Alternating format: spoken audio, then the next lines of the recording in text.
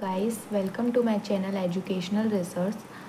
आज हम दोबारा से इस वीडियो में लैंडमार्क जजमेंट को कवर करेंगे। मोस्ट इम्पॉर्टेंट जजमेंट है 2024 का, ठीक है, जिसमें सुप्रीम कोर्ट की बेंचेस ने अपना जजमेंट पास किया।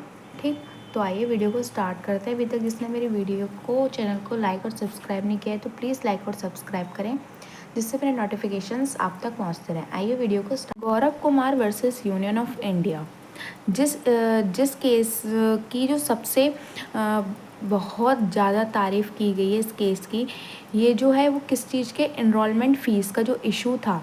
इंडिया में क्या होता है, लॉयर से एडवोकेट बनने के लिए आपको एक एग्ज़ाम देना पड़ता है। एज वी नो डेट कि जो LLB की पढ़ाई होती है उसके बाद एक एडवोकेट का एग्ज़ाम देना पड़ता है।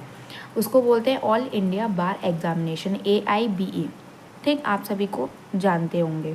ठीक है, पर इसमें क्या दिक्कत आ रही थी, जो स्टेट से स्टेट डिफरेंट एनरोलमेंट फ़ीस होती है। जैसे हमारे जो स्टेट्स होते हैं उनमें क्या होता है, डिफरेंट स्टेटों की डिफरेंट फ़ीस भी होती है। जैसे फॉर एग्ज़ाम्पल दिल्ली के AIB की एग्ज़ाम की फ़ीस क्या है, 15,000 रुपये। वहीं उड़ीसा की क्या है, 41,000।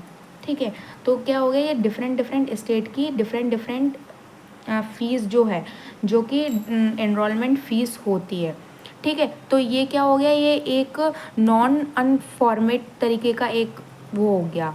ठीक है, तो देखते हुए तो इस चीज़ को, इसी नॉन फॉर्मेट को देखते हुए सुप्रीम कोर्ट की जो 3 जजेस की बेंचेस थी, 1 2 3 बेंचेस, इस इन दिस केस उन्होंने कहा था कि जो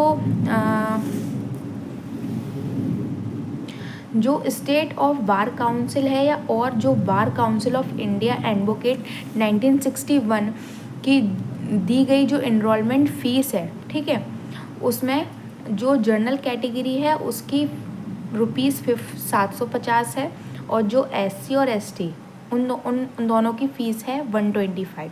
ठीक है, तो ये जो सुप्रीम कोर्ट है उनकी बेंचेस ने ये जजमेंट पास किया, क्या जो भी इनरोलमेंट फ़ीस होगी जनरल कैटेगरी के लिए 750 है और SC और ST के लिए 125 रुपये है। ठीक है, तो ये तो हो गई हमारा जजमेंट। ठीक है, इससे ज़्यादा आप इनरोलमेंट फ़ीस नहीं पे कर सकते। ठीक है, अब ये ध्यान में रखने वाली बात है कि जो जजमेंट आया सुप्रीम कोर्ट की, जो जजेस ने जो जजमेंट पास किया, वो एक्चुअल में प्रोस्पेक्टिव है या रेट्रोस्पेक्टिव है। तो आइए इन दोनों में डिफरेंस समझते हैं।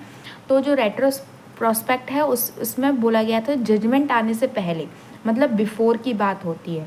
ठीक है, जजमेंट आने से पहले, ठीक है, ज़्यादा एनरोलमेंट फ़ीस दे दी गई है तो आप उसका रिफ़ंड क्लेम नहीं कर सकते हो। ठीक है, जो आपने हो गया, ये जो जजमेंट अभी आया उससे पहले अगर आपने फ़ीस पे कर दी है तो वो नॉन रिफंडेबल फ़ीस है। ठीक है, लेकिन जजमेंट आने के बाद, उसके बाद आने के बाद आपसे कोई no extra charge, means enrolment जो फ़ीस है ना, सिर्फ उतना ही चार्ज ले सकती है। ठीक है, इससे ज़्यादा आप पे नहीं कर सकते हो।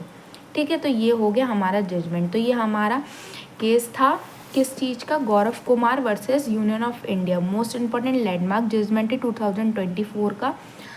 तो ऐसे और लीगल अपडेट्स के लिए मेरे चैनल को सब्सक्राइब करें। Thank you for watching.